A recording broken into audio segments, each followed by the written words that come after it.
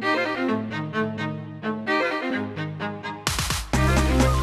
going to semi-seamlessly transition into the Fireside chat. And so I would like to invite up to the stage Beth Kolko, who is the CEO of Shift Labs, to have a conversation with me.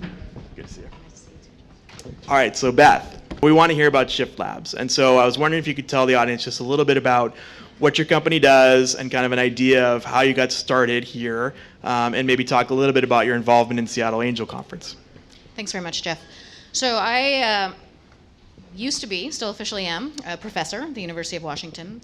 And several years ago, I was doing what professors do, so publishing a lot of articles and getting a lot of grants and building a lot of prototypes, and saw some of the challenges in commercializing medical devices when you want to build things that are low cost.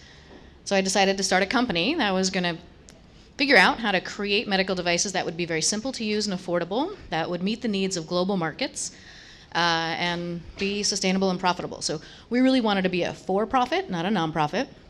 We wanted to take advantage of the enormous global market opportunity with the expanding medical sector outside the US. I think if you look at the numbers, the US healthcare sector is something like 17% of the global total. Like most of the market opportunity is outside the US. And no one's really building products for those markets. So that's what we set out to do. And we, let's see, in 2013 we did Fledge, so Looney is here, and we applied to, I can't remember which SAC we were in. John, where's John? Had to be early. I mean, 2, 3, somewhere in there, right? I think it was 2013. Yeah. I think it was also 2013. Okay. And we were one of the finalists. We did not win, and but the process of going through was very clarifying for the company. And after that, we subsequently, no offense to your Seattle enthusiasm, but we ended up going down to California and going through Y Combinator. So that's what we did in 2015. Yeah, I mean, I think that's an important point to pause on. I mean, I did just spend 15 minutes telling you how wonderful Seattle is, and that's not true in every instance, and certainly not true for every industry. And so I wonder if you could kind of talk about some of the challenges that you did face in Seattle in trying to raise. So we faced a variety of challenges, many of which are familiar for those of you in the room who've built companies. I'm sure you've experienced all of these. So some of them were very, very common, and some of them were uncommon. And so the uncommon ones I think are more interesting, so I'll talk about those. We set out to do something that was new. We wanted to build new kinds of products, and we wanted to serve new kinds of markets, and we wanted to build new kinds of business models around that. And that meant it was incredibly risky. And so we needed an environment that had a very high appetite for risk. So when people talk about the Seattle fundraising scene, often what comes up is this notion of appetite for risk, and it not necessarily being the highest here. So I think that was one of the challenges that we faced, was we were trying to do a lot that was very risky. And it still is risky. I mean, we have our regulatory clearances and we're on the market and we have happy customers, but terrible things can happen at any point. That's just startup life. Another thing that was really interesting for us, which I didn't realize at the outset, is because we were doing medical devices in a region that actually has a very robust medical device sector, especially up in Bothell, there was a lot of expectation of what we were, and so we were just a little bit off that, right? Because we were going after different markets. And then the other piece, this just blew me away. I had no idea this was going to be an issue. But again, there's a tremendous amount of global health nonprofit activity here in Seattle. There's a very big foundation, some of you may have heard of. And so there was a lot of expectation of, well, why are you a for-profit if you're trying to serve the same kinds of markets that the Gates Foundation wraps its work around?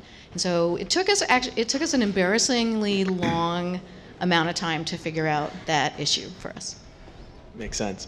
And I wonder if you could talk a little bit about Y Combinator. So we were talking last night, John and I were talking last night, and we believe actually that there's now been 4 Seattle Angel Conference participants that have gone through Y Combinator, which is an interesting data point.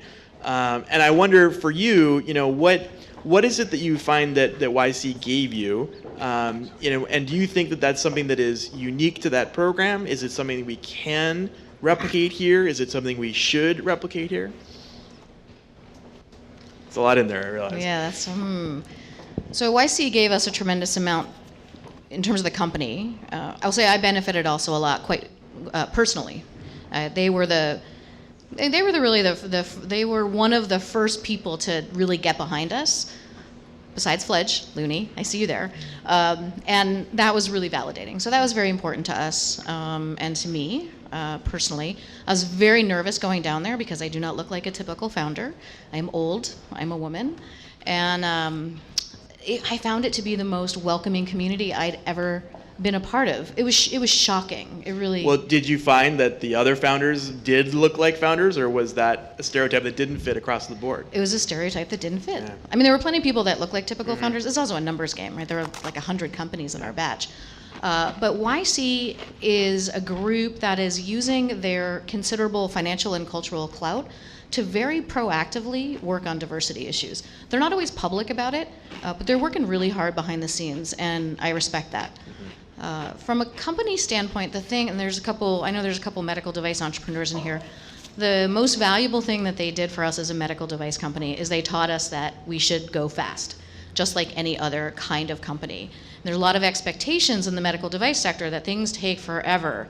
And actually, they don't need to take forever. And if you can throw that expectation out the window and figure out what are the places or the ways that you can go fast, how do you get customer validation when you're still working on regulatory issues? That was, again, very inspirational for us. Mm-hmm. So do you think that that is a model that we should try and replicate here in Seattle? Why not? Sure. I mean, I found it, I think it's a great model. Now, whether it can be replicated here, I don't know. They're a unique group. Again, it's a numbers game. There's more people, there's more money down there.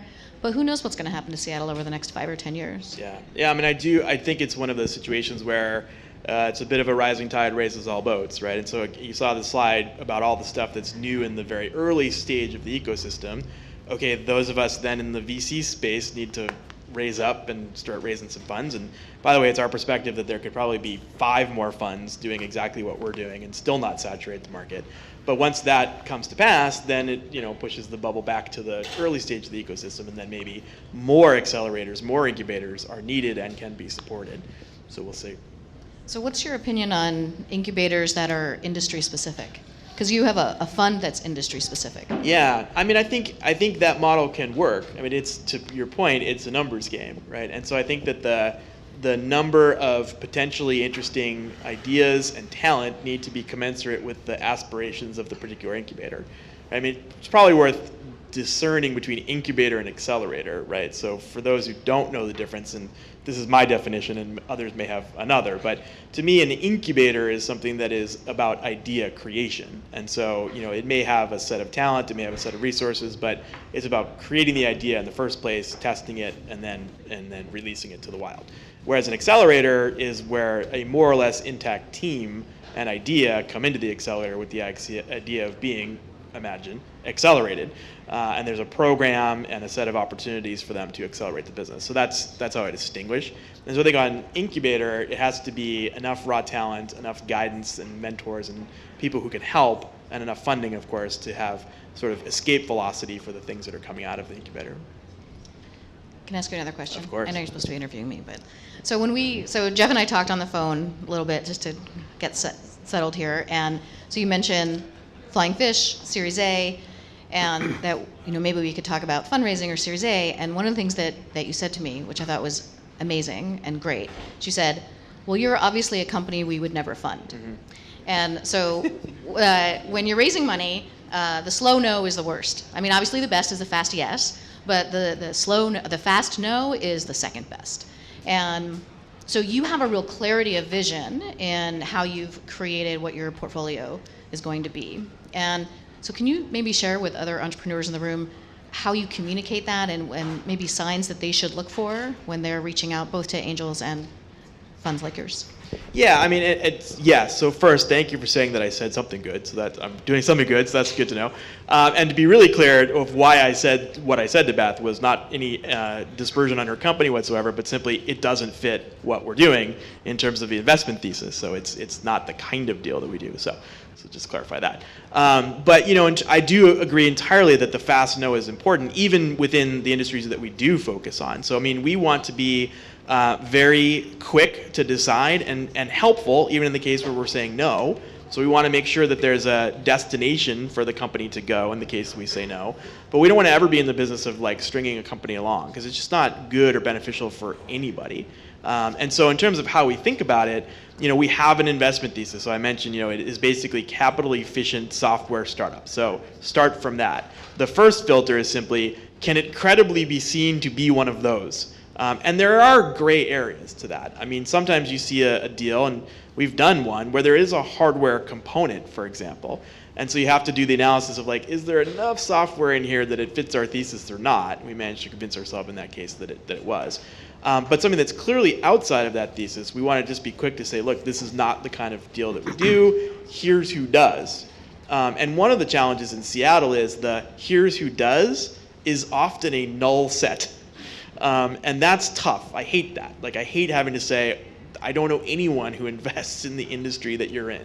That's not a happy answer. But anyway, if it's within our thesis, then I think it's just a matter of, okay, then run through the rest of the checklist of, is it the kind of team? Is it the kind of market opportunity? Is it the kind of product that we want to see? And then we'll look at it and then take it from there.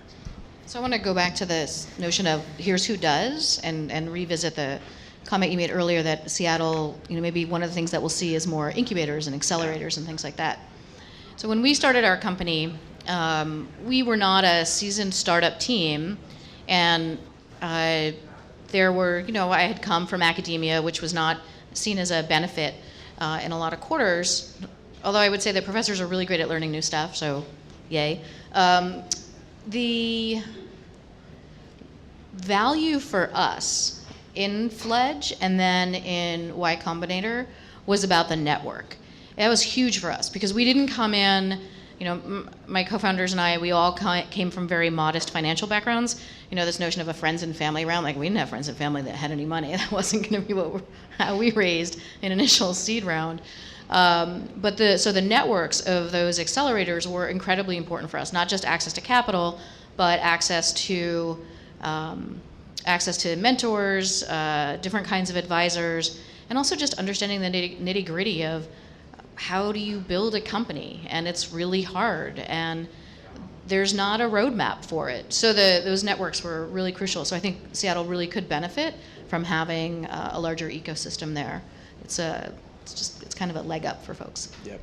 So, all right, so going back to you, talk a little bit about, okay, where do you go from here? So you've come out of Y Combinator, the business is kind of going, what's the next step? Is it a raise? If so, how do you think about it? How do you think about where you're going to raise? All those good questions. I mean, of course I want to hear you say Seattle, but I know that in your particular industry that may not be the answer. Well, I guess we have a couple investors from Seattle. So we raised a seed round after YC. So we did a little friends and family at the end of 2014, and then in the spring of 2015, we did a seed round. And so we're still running off of that. We're I would say we're amazingly capital efficient for a medical device company. And we go back and forth, about whether we're going to raise. I'm in a position now where I think so. I think that's what I'm going to do. I know I should be more committed to that. But honestly, if I can get my sales up to the point where I don't have to, that's what I would prefer to do. Mm-hmm. And there's a couple big corporate deals that we're working on, which would give us the same kind of acceleration that a Series A raise would. Yep. So I'm sort of in a wait and see over the next 4 to 6 weeks to see what happens with those partnerships. If not, then we'll go ahead and do a Series A. So just as background, so we are on the market, we're selling a product. It is a very inexpensive product, so we have to sell a whole lot of them in order to make a lot of money. And this is why medical devices are expensive. I've learned way too much about the industry. It depresses me as a human, I will say.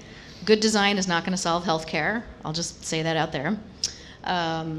So for us, we like to hinge on sales. It keeps us close to those customers, and it helps us build our additional products.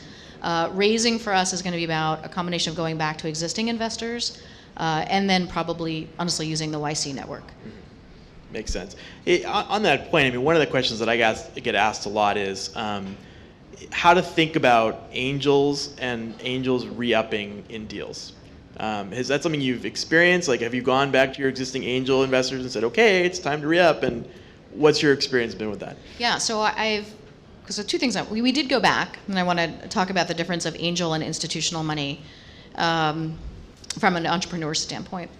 We had to raise $100,000 just to convert a note. Like, we were in this stupid situation where we had a note coming due, and we just needed to convert it. And the investors were all like, "Just lower it to $100,000." And 3 of them were like, "Here's a check," and that was it. Like, it was December. I was going to Sierra Leone.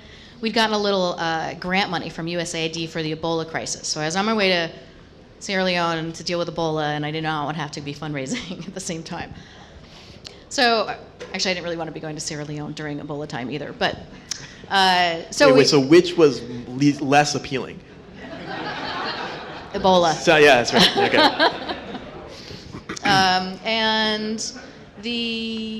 So we had existing investors. They just wrote the checks, and then we converted the note, and that was that. So we haven't raised since then.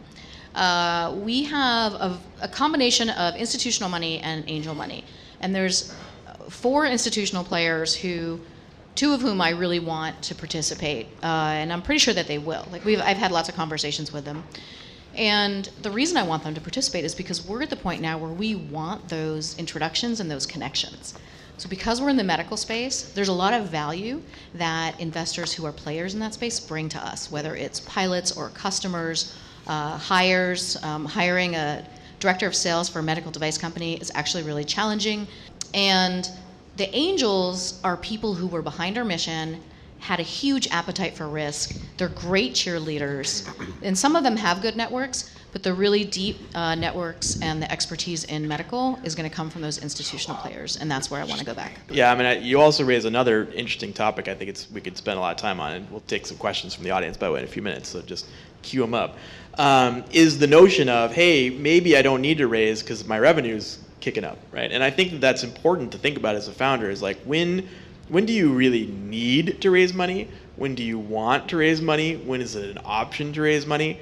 And really thinking through that, and the dilution that comes with raising money, but also the acceleration. Like, what's the trade-off? And I think that too much, and I'll pick on the Valley a little bit, I think this is a little bit of a Valley mentality of like, of course I'm going to raise Series E. Like, of course I'm going to raise $100 million. Like, that's just what you do. Well, yeah, some businesses that's what you do, but is that the right thing for your business? You should understand that before going out and seeking investment. So that's a great point. We spent a lot of time talking about this internally, and one of the great things about YC is they taught us to ignore vanity metrics. Like, they just hammered that. Like, how much money you raise doesn't matter. How many employees you have doesn't matter. How many square foot is your office doesn't matter. Like, to them, those are vanity metrics. How are you doing with your customers? Like, right. Do they love what you've built? And that's what they really taught us to focus on. And so I think the question of when to raise and how much to raise can easily fall into that vanity metric. So for us, if we need operating cash, absolutely. If we're at an inflection point where we want to introduce a new product and there's a growth opportunity there, then that's the time to raise money to grow. But like I said, we have these potential strategic partners that might actually make more sense for what our business model is. Yeah, I mean, this is not a space that I understand tremendously well, but it seems to be that is a pretty standard model of medical devices, is to get a strategic investor that's also your acquirer, right? Medtronic seems to be the one that everyone wants to get in this space. I don't know if that's the case for you, but... Well, actually, BD just bought Bard, and before that they bought CareFusion, so there's plenty of options. Many options, yeah. Okay. All right, well, if you don't mind, you want to turn it over to the audience and take some questions? All right, let's do it. So the question was, what do I love about starting a medical device company, the top 3 things? The first thing that I love is the opportunity to make a difference. And it's so hard. Honestly, I tell most people not to do it because it's so hard. But so I said that we started this company to make devices that would help people outside the U.S. primarily. As it happens, most of my customers right now are in the U.S. And so I have built a product that is letting patients in rural America, like Alabama and Kentucky, poor patients, get their chemotherapy safely. And that, like, on the really hard days, I just think about that, because that's amazing. Like, it's worth getting out of bed for that. So the fact that I can help, because I want to help my country too. Our healthcare is insane. And so that's really the top thing, is like making a difference and knowing I can introduce more equity into the world, make things more equitable. So that's the top thing. The other things, maybe the second is about the kind of team that I can build. And I'm constantly getting applications from people who want to join our company. And part of that is because there's a lot of engineers out there who want to do something that's more meaningful to them. And so I find that hiring is actually not that hard for a medical device company, but if you're doing something that can resonate with people in terms of a mission and lowering costs. So that's been great, because then we have an amazing team. The third thing is I like messing with systems a little bit, and if I can sort of poke at things and make a little bit of change, that's really great for me. And the medical device industry is the incentive structures they're just not what you would want. I don't even know how to begin articulating it in a platform like this. But one thing that we did as a company is we created a GitHub repo called Startup FDA, where we just put all our FDA applications documents online. Because it's this industry that is dominated by really high-paid consultants who don't want to tell you anything unless you're paying them $600 an hour. Like, they're incredibly expensive, and there's no templates out there. Like, no one can tell you exactly what the FDA is looking for. You're supposed to read these standards, but then the standards themselves cost hundreds of dollars. That's a racket. So we were like, okay, we're just going to help democratize medical device innovation, and we're going to just make this GitHub. So we created it, and then we're getting other people to put their documents in too. So for me, in medical devices, there's so much opportunity for helping to improve things. Like, the bar is super low. So I like that. From my perspective, anything's fair game. So we've been talking about sort of a context, but if people have any questions on anything related to investing, I'm happy to field them. Over here, I'll go. It's Looney. What's one assumption it took you a few years to figure out you had but didn't know you had? So I was just talking to Looney about this. It's a plant. So we built a device that's low cost, and it doesn't have like a consumable that goes with it. So for medical devices, and actually your product has the consumable, right? And that recurring revenue is really important to companies. So we wanted to build something that was going to work in sub-Saharan Africa and Asia, everywhere. And supply chain is actually a massive problem. So we're like, okay, no proprietary consumable. And so with what we built, it's for medication delivery. And there's those little drip sets that you see next to, hanging on an IV pole. Those are the consumable for our product. We're like, okay, we're not going to make a proprietary drip set. We're going to make a product that will work with any drip set that someone happens to have in their supply closet. So it's great for, I'll just say, a very large global health NGO that works with a lot of doctors who now carries our product, because they can use it in their camps wherever, in DRC, South Sudan, because there's no proprietary consumable. Great for our customers. Our model is to work with distributors. Distributors hate that because they want the recurring revenue. And so so now we're sort of working around that problem. So we were like, this is great, customers will love it, and customers do love it, but we need distributors to get to the customers. Got another question right here. Yeah, so this question's for both of you, Geoff and Beth. So I've been doing a little bit of what you're doing, Beth, growing a company. And I love Seattle, and we've done some raises in Seattle, but we also went to California, and we've done some raises down there. And valuation keeps coming up. And so in the interest, Geoff, of trying to increase the attractiveness of the Seattle market, I'd like to hear what your thought is on bringing the valuations up possibly to match the competition in valuations that tends to occur in California. And Beth, I'm wondering, did you see some of that difference in valuations? Let me take this one first. I want to hear what you have to say. Well, so it's interesting. We sort of started out playing around a little bit with this notion that it's an advantage to us as a firm that valuations tend to be lower here in Seattle than in the Valley.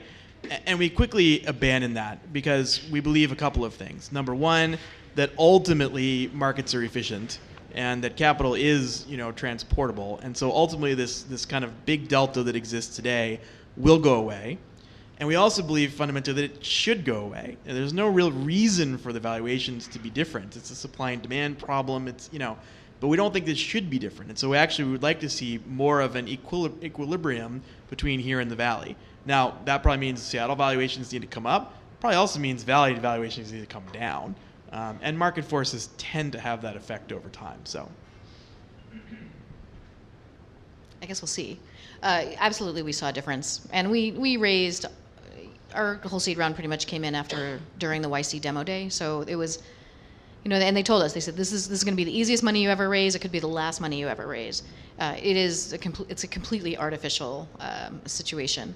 But the valuation we got there, and I think it was probably much higher than we would have gotten here, but it was certainly lower than a lot of our batchmates. Part of that is I'm by nature a pretty conservative person financially, and I have a couple friends here in Seattle who run medical device companies, and I know what their valuations have been, and they have been much lower. Alex. I was interested in your distribution problem and whether you've got a solution to it. I think in SAC, when you were in SAC, that was a question about how you were going to distribute your product. And it looks like your current distribution is into a totally different market than what you anticipated. So to get to sub-Saharan Africa, what are you going to have to do? We have a couple distributors in sub-Saharan Africa. So we have South Africa, Kenya, and then Southern Africa, so like Namibia and Malawi and those countries covered. The reason we have more sales in the US is simply a matter of speed.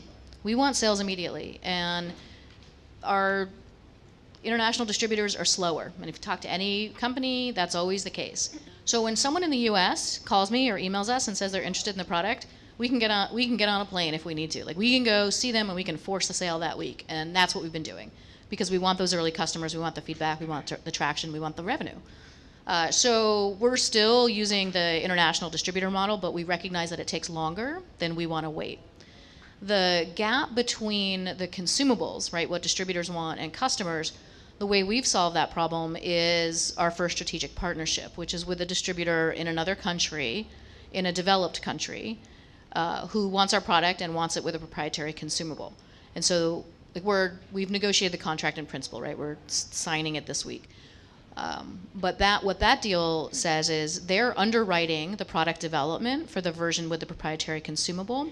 We make a little bit of money off of each consumable, but we don't have to make them, because the MOQs are like 100,000. We don't want to deal with that inventory. So they deal with all of that, and they deal with the sterilization. We make a little bit of money, and they buy our hardware. And then we can sell that combination in any country we want. So it's a combination, but we'll still have that versatile product that will work with any drip set, which is going to be appealing to certain market segments. We have another question here. Hi there. My interest is women in investing, and I'm just wondering, do you have any women on your cap table? And if not, why do you think there's not very many women in investing? And if you do, is there any difference in approach in the women investors that you do have in your cap table? So we do have women on our cap table, not a lot. I'm reviewing the cap table in my head now. The reason, that's a big question. I think it gets at issues of gender politics, dynamics within family units, and appetite for risk. I think it's a really complicated question that doesn't have to do with investing, but has to do with the role of women in society at large.